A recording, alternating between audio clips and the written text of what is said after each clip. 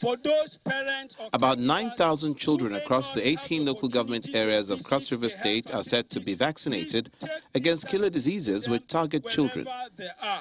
All we are looking for in The this exercise will first be round carried out during a of house-to-house visit in 2022 schools, marketplaces, and designated health posts in the state. Has been showcased, and According to the DG, mothers in Cross River State are now keen to participate in a week-long activity that complements routine health services with unlimited packages proven to boost their own health and those of their babies.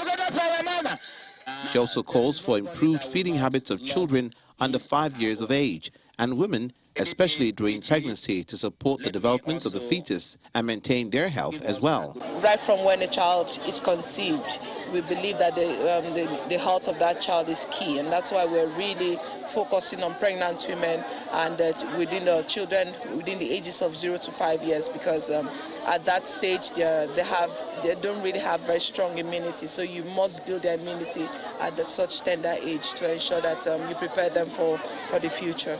Are going to be distributed. The permanent secretary of the Cross River State Primary Healthcare Development Agency, Emmanuel Eke, encourages pregnant women to take advantage of this opportunity. Please take advantage of this notable program that has been put in place by government via the agency. Cross River encourages and will continue to encourage and support partners who are willing to partner with Cross River State. Who may not have the opportunity. The host community to expresses gratitude for the gesture by the state government. We appreciate you, ma, for choosing Diamond to showcase what the health is about for the women and the children. We appreciate it so much. The state government has assured that all 900,000 children targeted will be well attended to, especially those in the rural and hard-to-reach communities, as they call on all parents and caregivers to take advantage of the opportunity.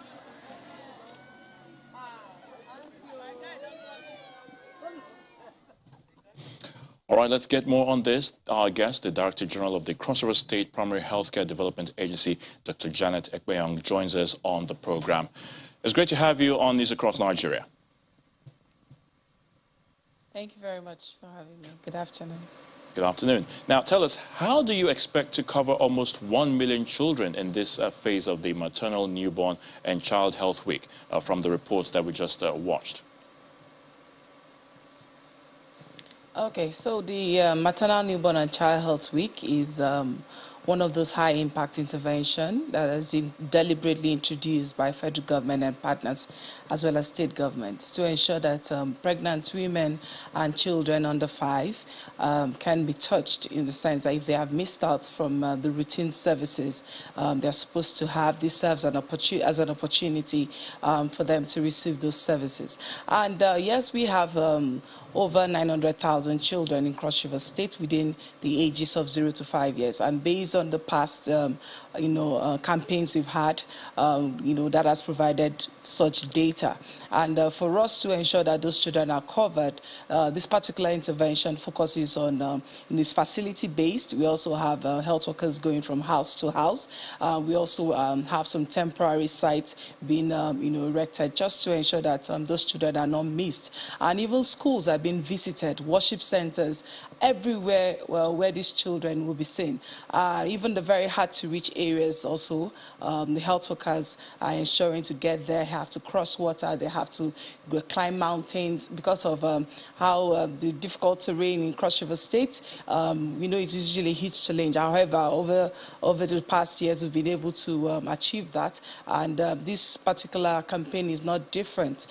So we are sure to even surpass the target. And even for the pregnant women, we are sure that as many of them that may have missed out on the routine antenatal care services, this serves as an opportunity for them to receive that care, because they will receive all their folic acid, HIV testing, malaria testing, and other services, of course, that they're supposed to have during this period. All right, Director General, tell us what actually is the rate of success of previous editions of vaccinations against childhood diseases, and considering the fact that, like you touched on, the wide reach, how to make the health workers get to places that have a difficult terrain. What's the success rate of previous editions? Okay, so I'll just start with the outbreak response campaign we just concluded about 2 weeks ago. I'm interested to know that Cross River State hit over 90% in that particular intervention, which means children within the ages of 0 to 5 years, were touched. And for us, our strategy is just simple. At the health facilities, we have health workers who are stationed there to ensure that mothers who, due to their busy schedule or one way or the other might, when they have time, can just take their babies to the health facilities or their children to the health facilities and ensure that the children are vaccinated or receive their vitamin A supplementation and, of course, their deworming tablet. And, of course, even children that are in schools. And that's why we are very grateful for the Ministry of Education, who have been very supportive in this drive, and as well as so many other stakeholders. So health workers visit the schools where we have a huge number of these children, and those children within the age range are also vaccinated. And as well as worship centers, anywhere we know that we can get children. So that helps us to actually hit our target and even surpass it. So it's always been a huge success for us in Cross River State, and that has been because of the dedication of the health workers and the commitment of His Excellency Senator Professor Ben Ayade. The health workers get to move from house to house, and of course the responsiveness of Cross Riverians, because caregivers, parents, they've always been very responsive, opening their doors, allowing health workers to ensure that their children are vaccinated. That has contributed immensely to ensuring that we do not record any, vaccine-preventable diseases in Cross River State. So for us, it's always been a huge success, and I must really commend their resilience, especially the health workers. They've had to go, cross water. They've had to go to climb mountains and go all sorts, all out to ensure that even those in the very hard to reach areas are also covered during such campaigns. So we've always actually surpassed our targeted figures, and I'm very certain that even this one, while we wait to get the final numbers of children covered, I'm very certain that we'll still surpass the numbers. All right, talk to us about the mortality rate, Director General. What's been the success rate, as regards pregnant women and, of course, newborn babies? Oh, so, because of the COVID pandemic, that had actually affected a lot of patronage of health facilities.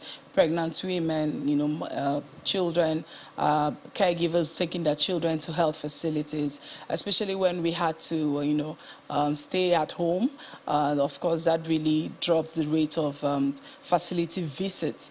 Because of that, we even had to deliberately set up outreach centers, just to ensure that our people can have access to healthcare services. And I'm glad that once we were able to have the COVID virus under control, and of course continuous advocacy and education, and of course sensitization, there's been increased patronage of health facilities. Because of the fact that people had to stay at home, that also led to patronage of TBAs and deliveries at home. And I must tell you, the rate has been really, really high up there. At least in Nigeria right now, we know about mortality rates about 814, per 100,000 live births. So for now, based on the data we have, a lot of pregnant women have been coming to the health facilities, to not just for antenatal care services, but to also deliver their babies. And that has really helped tremendously, because the number of deaths that we've been recording in the past, because most of them only come in when they already developed complications, maybe difficulty in delivery because of where they may have visited tested before arriving health facilities. But such has really gone down drastically, and I must really commend them because that has also helped us, and we're hoping that they will continue to patronize health facilities and, of course, ensure that they come for their ANC services and get them screened to ensure that whatever infection that may also lead to maternal mortality could also be, managed, would be it HIV, be it malaria, or they'll be tested, and of course the right treatment initiated, and of course ensure that they are also placed on the vitamins and folic acid and other supplements they are supposed to be taking.